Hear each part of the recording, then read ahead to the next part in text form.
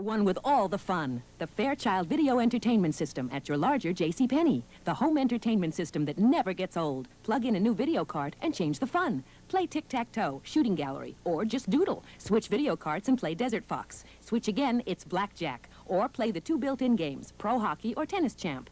Channel F for fun. The Fairchild Video Entertainment System. Just $169.95. Video cart cartridges, $19.95 each. At your larger JCPenney.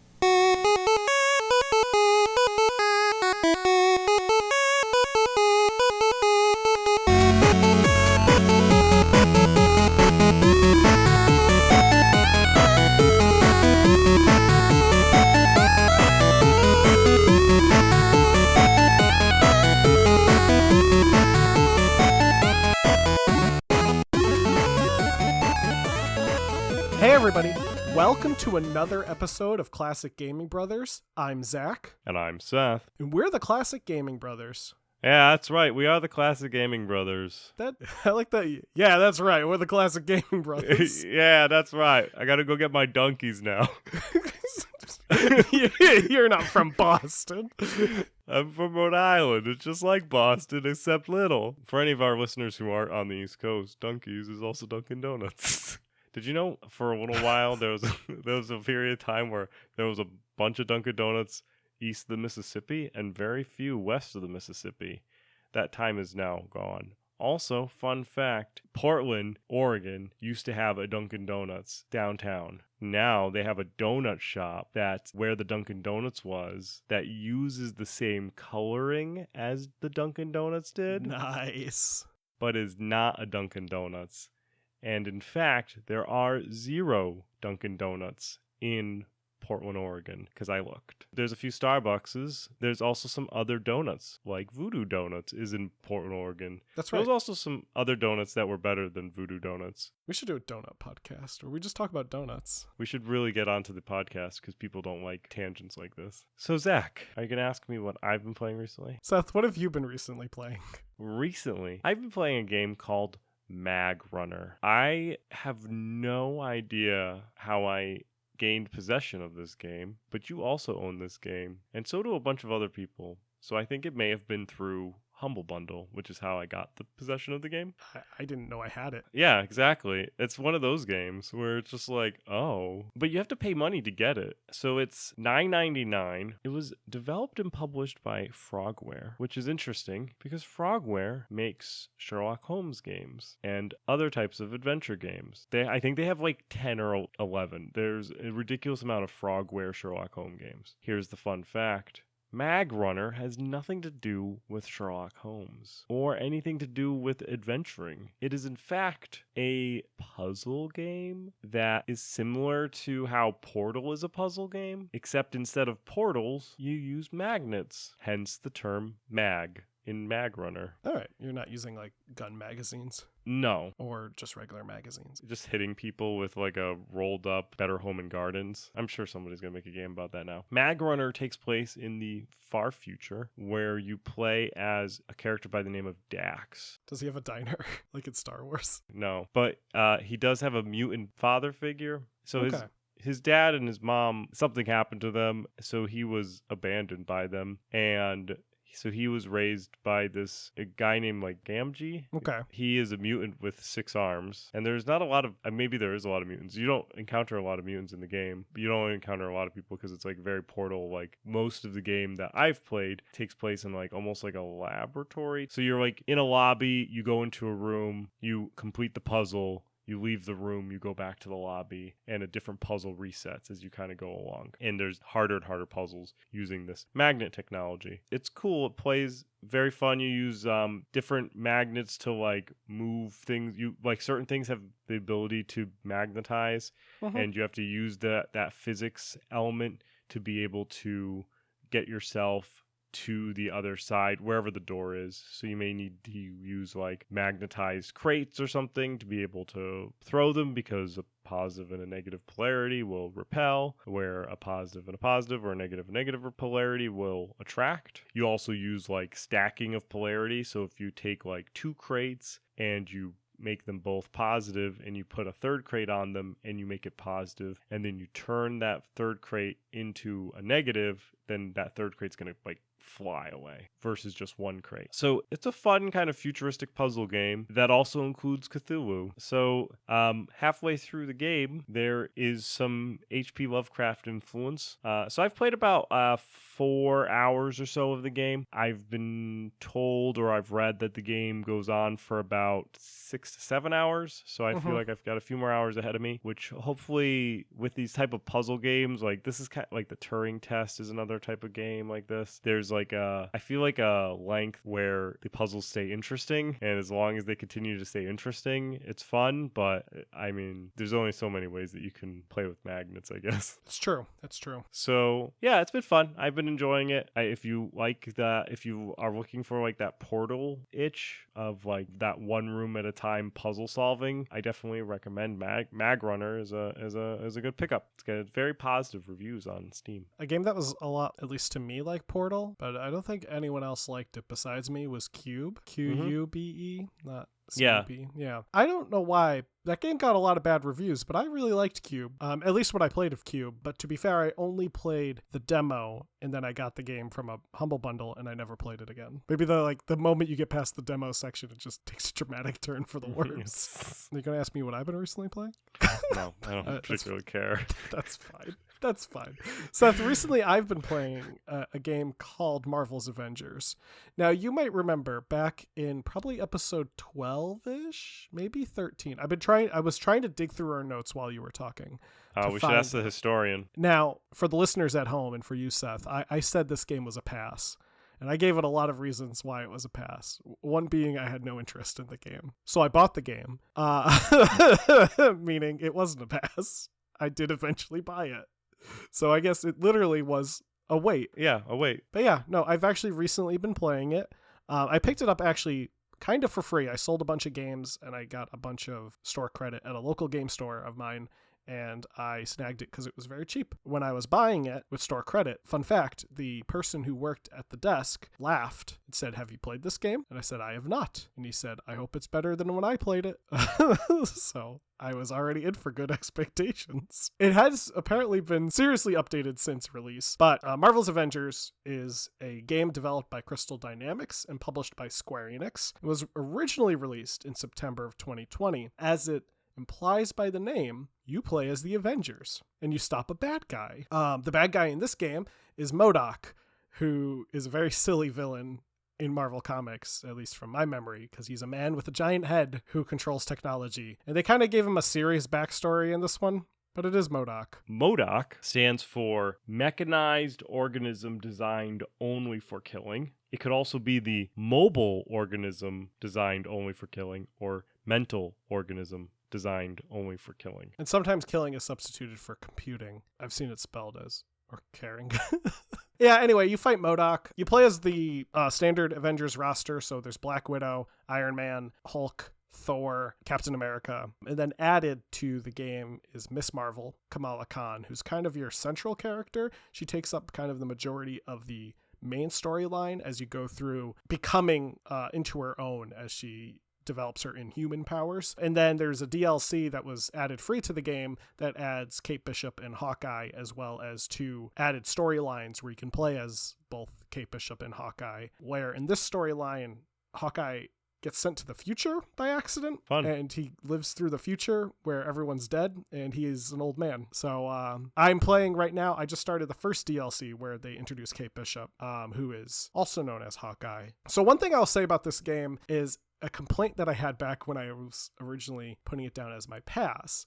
And that is, they try really hard not to make these characters look like their movie counterparts, which I think is difficult because they're going for photorealism for these characters. So you have these like vaguely movie versions of the Marvel characters, but they look kind of off. The joke I made was I sent a picture of the Captain America, I believe to you, Seth, and I said, "Mom, can we have Chris Evans at home?" And Mom says, "We already have Chris Evans at home." And Chris Evans at home is the video game Captain America. They're also wearing the same, like, movie-accurate costumes. Yeah, they're, like, very close to the movie costume sort of deal. Which like, yeah. I honestly think is, like, if you were going for a Marvel world and you want it to be different from the MCU, but still represent the same Marvel characters, you should just set it in a world where their costuming is different, because you can do that very easily with Marvel. But like, here's the thing that I don't get. They should just set it in Marvel Zombies.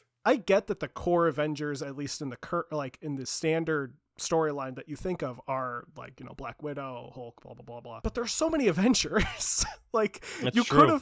could have put Avengers in who aren't in the MCU as main characters, or who aren't maybe planning to be in the MCU. You could very much easily have Marvel characters who are never going to be in the MCU, or maybe won't be in the MCU for many, many years, be in this game, but they're not there.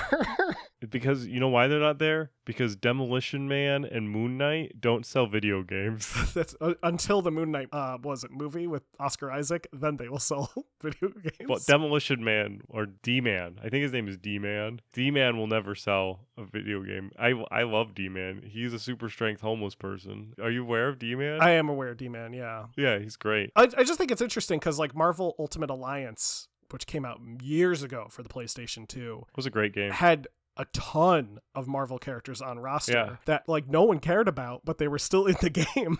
I played as Moon Knight the entire time I played. And I get love that there's licensing issues. Like, I get you can't use the X-Men probably, and I get you probably couldn't use Deadpool, but like there are other Avengers out there. If they're licensed from Disney, then they could probably get away with a lot more now. I do know that the Deadpool license for the video game is specifically in like limbo because the game that came out got actually pulled from stores. Like, you can't even buy that on Steam right now. It's in some weird licensing hell for like just Deadpool the video game. But yeah, like I don't get it. It'd be cool to have it would have been cool to have X-Men in it. I would love to see like, I don't know, like Cyclops go toe to toe. Beast. No, Beast is a member of the Avengers. If you're gonna have an Avengers game, you need to have Beast in it. Yeah, but Cyclops hates the Avengers. That's what makes him great. Cyclops is the worst X-Man ever. He is worse than X-Man for the Atari 2600. There is also, before we leave the Marvels, there is a thing called Motorod. Motorod? It is a MODOK, except it's a mental organism designed only for roller derby. Nice. All right, to get on with the actual topic of this particular week. So we've talked about the Magnavox Odyssey, which we spoke about in episode 59, if you missed it, which was one of the first home video game consoles and was part of the first generation of video game. We are currently in the 9th generation with the release of the Xbox Series X and the PlayStation 5. Generally, the rule of the generation is that essentially each generation is marked by the life cycle of the majority of the game consoles. So obviously the Switch is still in existence, but the Switch is technically an 8th generation product. So when Nintendo releases a newer product, like if they release the Switch 4K or whatever they have in the pipeline, that would be considered part of the 9th generation. So you could even, I don't know. I think the Switch Lite is kind of like a variant though. Yeah, the Switch Lite is just like a variant. It would be the equivalent of like the PlayStation 4 Slim versus the PlayStation 4 Pro. Right, or the 3DS and the 2DS. So if you recall from our Magnavox Odyssey episode, that particular system used game cards instead of cartridges. And these game cards were essentially, for those who didn't listen to it or for those who need a recap after 15 or so episodes, the game cards were essentially circuit boards that would modify how the system processed electricity through the transistors to make the game work on the television set, along with taping physical things on the screen to be able to play the game, such as Magnavox Tennis. So definitely, if you're interested in learning more about one of the first home console systems, head on back to episode 59 and check out the Magnavox Odyssey episode. Now, how did we get from the methodology of Magnavox Odyssey, which using essentially these circuit boards getting plugged in, to a cartridge era system, which really the cartridge era system dominated video games from 1976 to pretty much 1998. You had cartridge game systems that were the primary game systems in the market. Well, in order to get to a cartridge-based system, we'll have to travel to the second generation of video games to talk about the subject of this episode.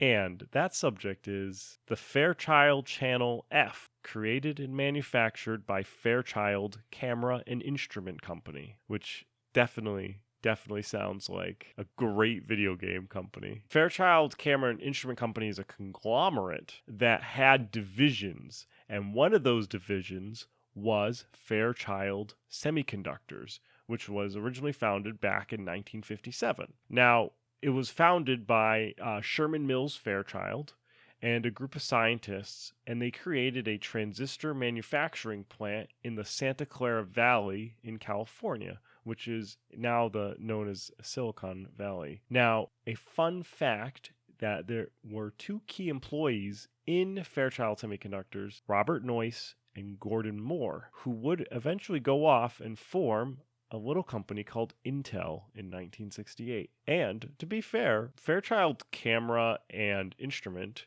had their hands in many different things, which included semiconductor manufacturing, which you are critical for electronic devices. So they knew how to manufacture various technologies of the era, but they also were involved in camera production, as by their name, Fairchild Camera and Instrument Company. Primarily, their cameras were primarily used by the Department of Defense for spy satellites. Fairchild Camera and Instrument is still in existence. They just make boring stuff, so you probably haven't heard about them. And I'm pretty sure they're still in the semiconductor business, which we still need, because without semiconductors, we can't have electronics. And, we wouldn't be as informative as we always are if we didn't talk a little bit about semiconductors. In case you were wondering, what is a semiconductor? Like, how does a semiconductor play into a part of being part of like a circuit board? The reason why they're called semiconductor is that they can, in fact, go from not being conductive at all to being almost like an insulator to being fully conductive, which having that ability to go on and off is key to how electronics work. So I guess the question is, where does a company like this even get involved in video games, right? Why would a company that already has such a strong foothold in the electronics market want to become involved in video games, and how exactly did they become involved in video games? Well, there was a company called Alpex Computer Corporation, and back in 1974, two employees, Wallace Kirshner and Lawrence Haskell, began development of a home video game system and had one in the prototype phase. So these two individuals, Kirshner and Haskell, were really just developing it on their own time. And they reportedly, Haskell was already really interested in video games and the growing industry of the arcade market, and had not only played Pong, but also had seen kind of the popularity of independent Pong systems, as well as things like the Magnavox Odyssey, and reportedly saw a Magnavox Odyssey for the first time when he was visiting a department store and just saw a child playing with it. And that kind of started springing the idea of how to create video games and what exactly he wants to do with this thing. So the unit itself was split between a main unit that had an Intel 8080 microprocessor and circuit boards that were interchangeable. And these circuit boards contained ROM chips that would be plugged into the main unit. A cartridge. Exactly, a ROM cartridge. They wanted to have this as some sort of accessory to the televisions of the era, and went around to various television manufacturers to pick up manufacturing of the product. And we gotta wonder, did they go to Magnavox, right? I mean, like, I would hope not. I mean, I would hope that they were like, had the wherewithal to be like, probably don't want them to think we're stealing their stuff, right? I mean, I'm sure the Odyssey and its stellar sales were keeping Magnavox super happy. Yeah, but as we know from Magnavox, they did not take kindly to video games. If you made a video game, you stole from Magnavox. So the plan was that Kirshner was going to create the hardware and Haskell would develop the software. They called their prototype Raven. It was short for Remote Access Video Entertainment. One of Haskell's earliest games that he developed was just a reinterpreted version of Pong. Just simple ball bouncing between two paddles. He later created a version of Tic-Tac-Toe, a shooting gallery game, and a game called Doodle, which allowed someone to draw lines on the screen. Forever burned in the image of your CRT. The Raven physically just looked kind of like a metal box with like a keyboard controller that would be used to control the games. It was not aesthetically pleasing. Now, as plans for the Raven became more and more solidified, they needed someone who had money to help put the unit in production, a la television company. Because A, they would have money, and B, they knew electronics because they made televisions. So in 1975, Alpix approached Sylvania, Zenith, RCA, and Motorola, all wonderful companies. They were able to show the machine that it was able to connect to any conventional television, and none of those companies were interested in their product. I wonder, like a Motorola game system, though. That'd been interesting. There was an RCA game system. It was called the RCA Studio 2, and there was no Studio 1. Wow. And I'm sure it was just like everything else RCA made. Garbage. Just like their TVs. So finally, Alpex approached semiconductor manufacturers, and Fairchild ended up taking an interest in the product. Fairchild and other semiconductor companies were looking to get into the home electronic market, and they saw an opportunity with Raven. Since they were able to understand and manufacture the Raven, and they had the plant capacity to be able to do so, they just needed the technology, really, to be able to roll something out and to get into another market. Now, the connection between Alpex and Fairchild actually stemmed back to Alpex's early days. And it was thanks to a Fairchild parts rep named Sean Fogarty that the word of the Raven actually got to Greg Reyes, who was the vice president of Fairchild. Reyes then got the ball rolling with Wilf Corrigan, the CEO of Fairchild, who sent a team to Alpex to determine whether or not the technology was even feasible. And on that team was Gene Landrum and Jerry Lawson. Now, Lawson was described as a lover of all electronics and was one of Silicon Valley's few African-American electronics engineers. And Lawson was also very familiar with video games, as he actually created his own video game in his garage in 1973. Fairchild wanted the machine to run on their F8 microprocessor. So Lawson, Kirshner, and Haskell converted the Raven prototype, which was on the Intel 8080, to the F8. Lawson was also tasked with fixing Raven's keyboard control scheme into a joystick that could work with Haskell's games. What he ended up designing was kind of a bizarre but very advanced joystick for the time. It was one joystick. It kind of looks like a microphone, almost like a classic microphone that you would hold, that had a dial that you would turn at the top, and that dial could also be pressed in like a button or moved around like a joystick. So the dial was like multifaceted. It was kind of a neat joystick for the time, if not incredibly awkward looking nowadays. So in 1975, the system picked up a new name, Stratos, and it was projected by early figures that the Stratos device would sell 5.5 million units by 1978 and would capture 22% of the market share. So they had high expectations. And Fairchild was incredibly optimistic with those numbers and decided that it was time for them to go ahead and start the sales. They released the system in November of 1976, and they renamed the system from Stratos to the Fairchild Video Entertainment System, or VES. Now, there was a problem with this name, because right when they released it as the VES, a little company known as Atari Incorporated released their system, the VCS. Fairchild decided that they were actually just going to rename the system entirely just to avoid any confusion, and they renamed it to the Fairchild Channel F, with F being for fun. So it was the Fairchild Channel Fun. Super lame. Very lame. Games for the Fairchild Channel F are fairly simplistic games. Built into the system were versions of Pong called Hockey and Tennis. One interesting thing about the Channel F is that the controller allows you to rotate the paddle to different angles, which made the game fairly fast-paced and hectic. Yeah, it was actually kind of a unique version of Pong for the time. I was looking through the user manual of the Fairchild Channel F, and it was actually they reference it as the Fairchild Video Entertainment System. Okay. So it may have been the original user manual. On page 2 had instructions to connecting the system to the television set. And this was a 4-part process.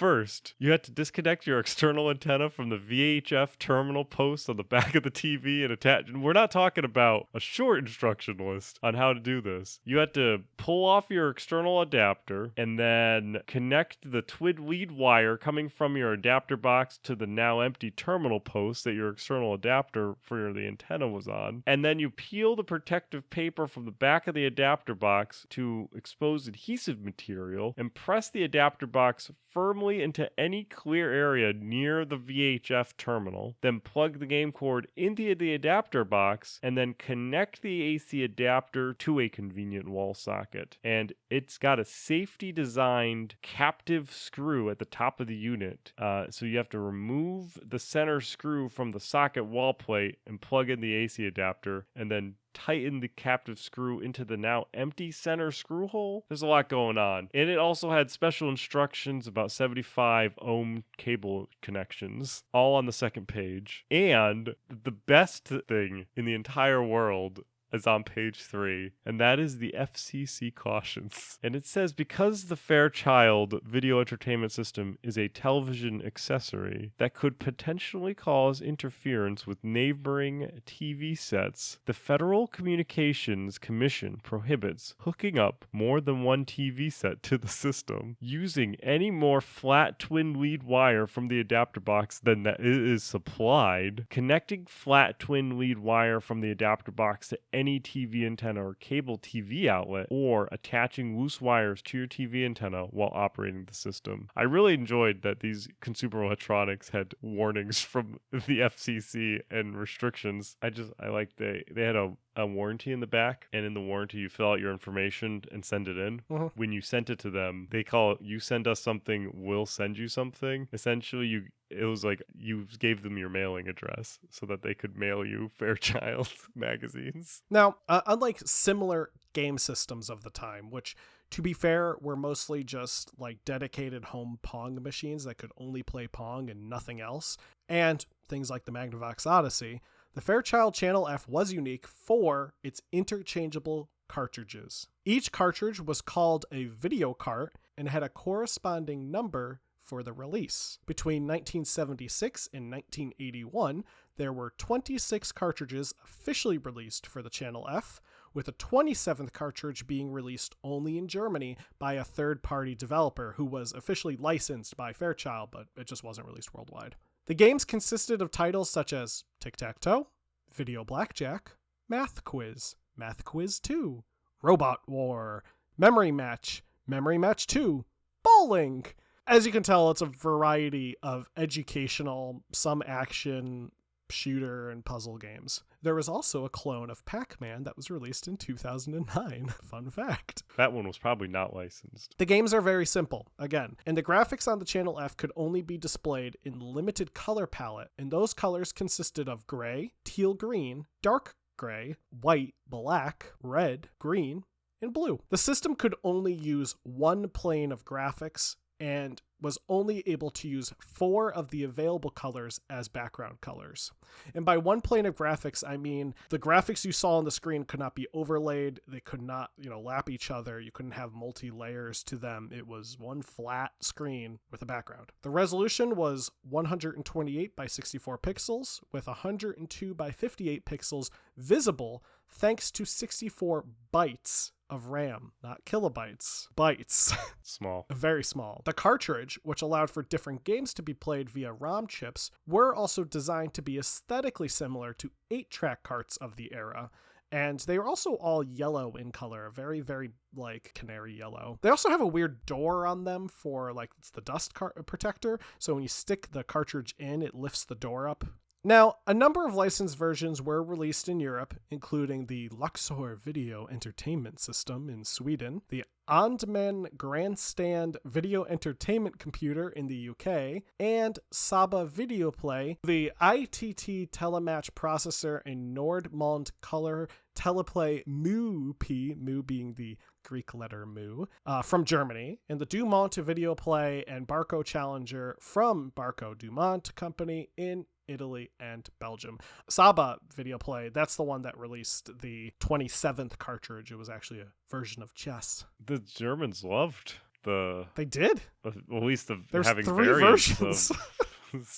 of the Fairchild Channel F. The systems, they looked kind of cool. The variant systems, they looked kind of neat. The system itself looks kind of cool. It looks kind of like an ugly VCR. Yeah. The system released at a retail price of $169.95 in 1976, which, if equivalent to today's money, would be $776.14. And from 1976 to 1979, the Channel F sold roughly about 350,000 units, which, doing a simple average over that time period, is about 120,000 units a year, which is okay.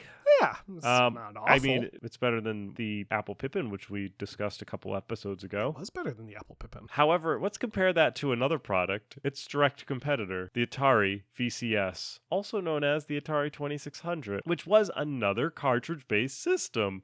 And we actually talk about the Atari 2600 back in episode 24. It was released in 1977, so a year after the Channel F. And it was more like a half year, because the Channel F was released towards the end of 76, and the Atari was released in the middle of 77. And the Atari was released for the price of $199, which is equivalent to today's money above about $858.48. Now, in comparison to the Channel F, though, by 1982, Atari sold 19 million units, which is about 3.8 million units a year. And by 1982, Atari had 25% of household penetration, which today is still one of the highest household penetration for a video game console. So I believe the PS2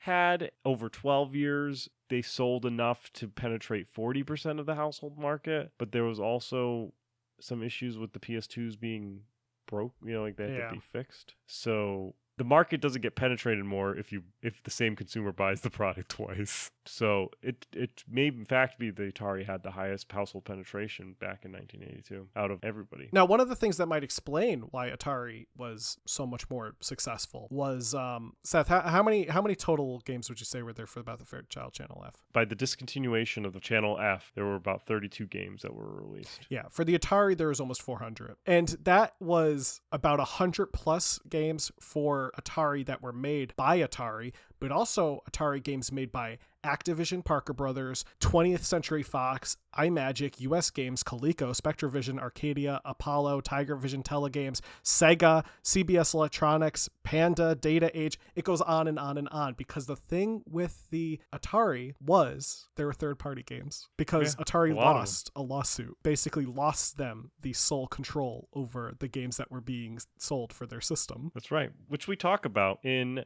episode 24. Exactly. So that massive amount of games might have been the reason why Atari did so much better, because there were just more games for the Atari.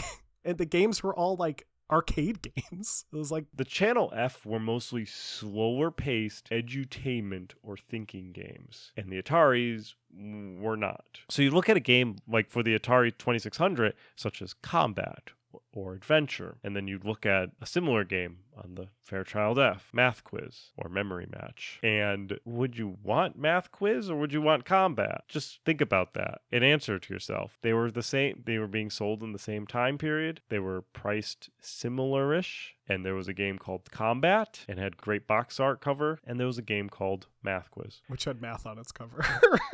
Yes. Essentially, the Channel F was relegated as an excellent educational device for children, while the Atari blasted its way to victory. So there was a moment, though, to kind of bookend our Fairchild episode. Fairchild did redesign the system to try and go directly head-to-head with the Atari 2600. However, since then, some key people, specifically Jerry Lawson, left Fairchild to go start his own company, weren't present for the creation of the Channel F2. And they only were able to really get a few games out for the new system until it was discontinued. So by 1979, Fairchild actually sold the technology to a company called called Zircon. And in 1983, Zircon discontinued the Channel F2. The Channel F2 was a little more sleeker in design. The changes that were done to the F2 were that the controllers were able to be removed from the base unit versus being wired directly into it.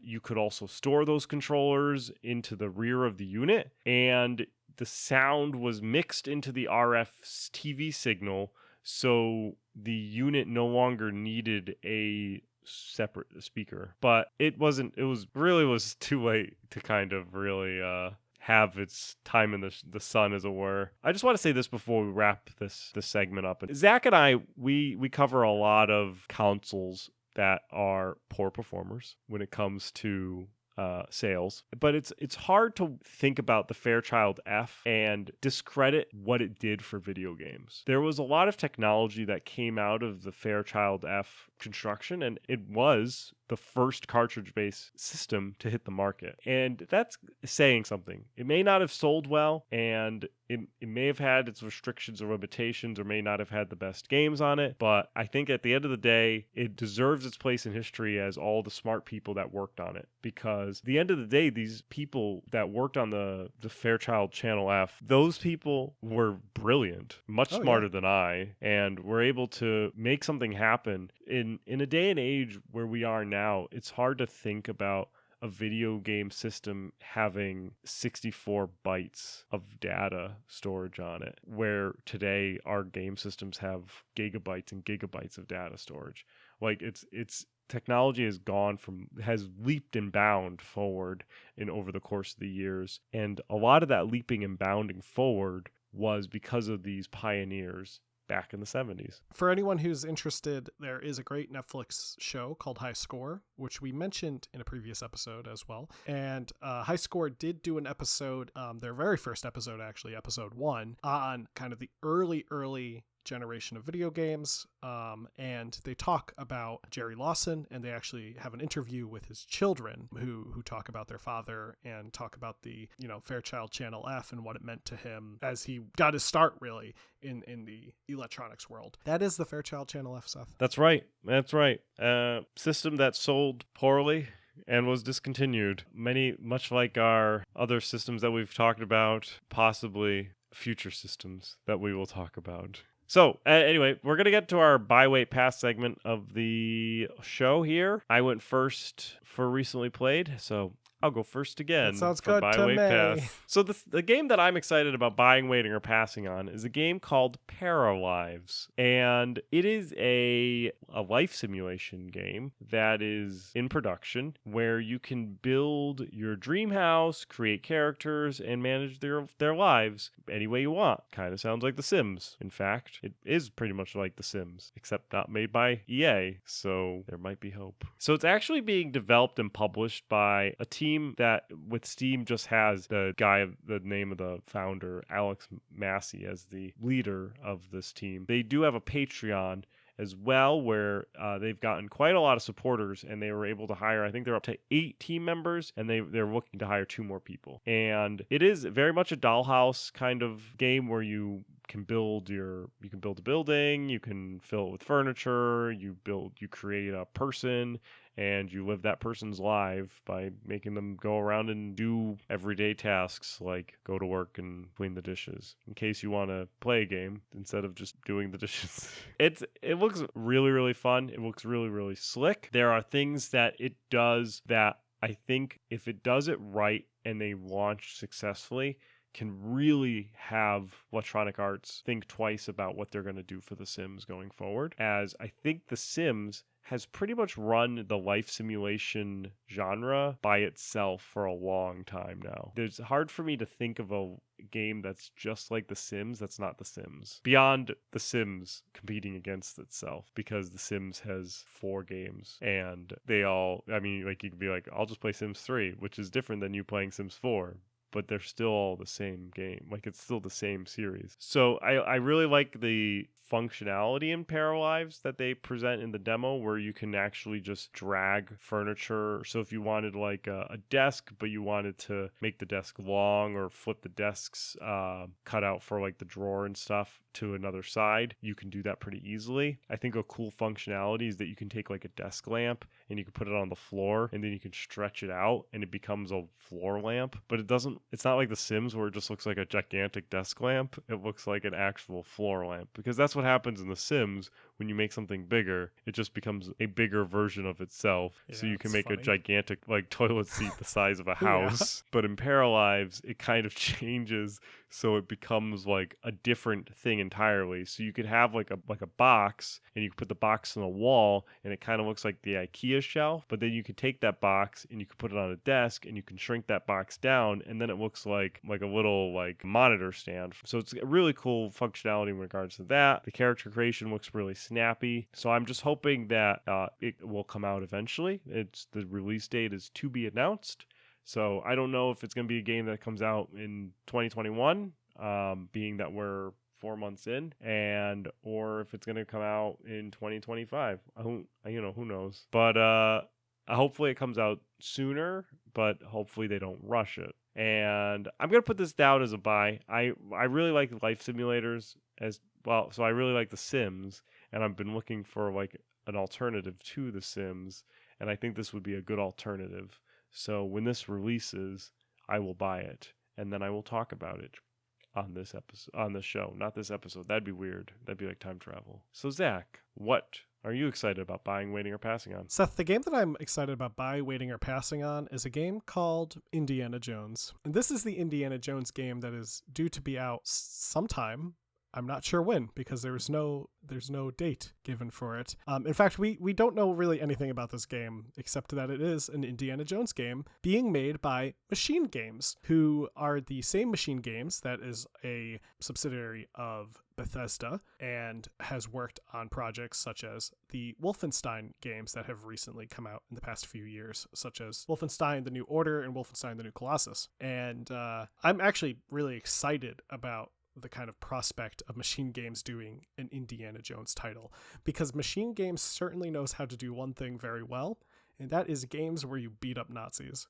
And Indiana Jones is all about beating up Nazis. Again, it's very much in early development, and we really don't know anything about the game besides from a single trailer which showed some books on a table and then a whip and then the like dun dun dun dun dun dun dun, and then it was like coming soon. But I'm optimistic. Machine Games, they do good stuff. I love the Wolfenstein games, so I think they're going to do a good job with this. I'm going to put it down as a wait because I have no idea what this game even is going to be. I don't know if it's going to be, I doubt it's going to be a first-person shooter, but could you imagine?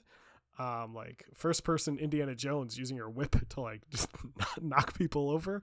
I'm just imagining like Wolfenstein with less gore but more Indiana Jones. That's what I'm imagining.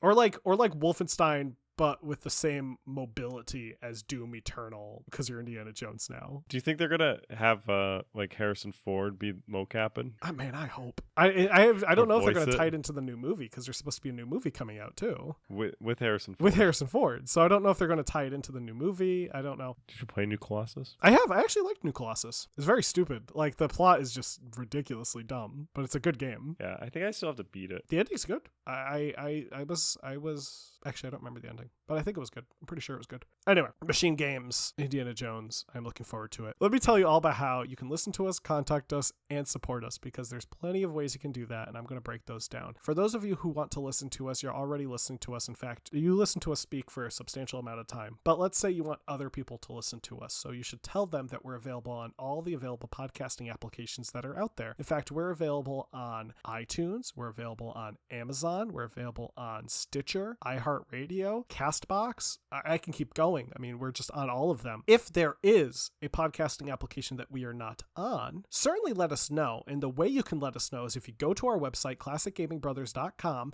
and go to the contact form. You can fill out that form. You need to put in your name and your email address and whatever your email is, and that will go zipping across the internet to us in our inbox, where we will read it and Seth will respond. Maybe I'll respond, but I probably won't. Seth responds to almost all the emails. So that's one way you can contact us. Look at how I did that. I just transitioned. That was what we call a segue. Another way you can contact us is you can just send us an email using any email client that you have. You can email us at classicgamingbrothers@gmail.com or classicgamingbrothers@classicgamingbrothers.com if you want to be funny. And again, send us any email, send us any feedback, anything like that, because any feedback you send us, that's supporting us. Because the best way to support us is by listening to the episode and by letting us know what you think about it. But before I get into supporting us, but also kind of getting into supporting us, one way that you can also contact us and support us is by going to our various social media pages and liking us. We are on Instagram, Facebook, and Twitter.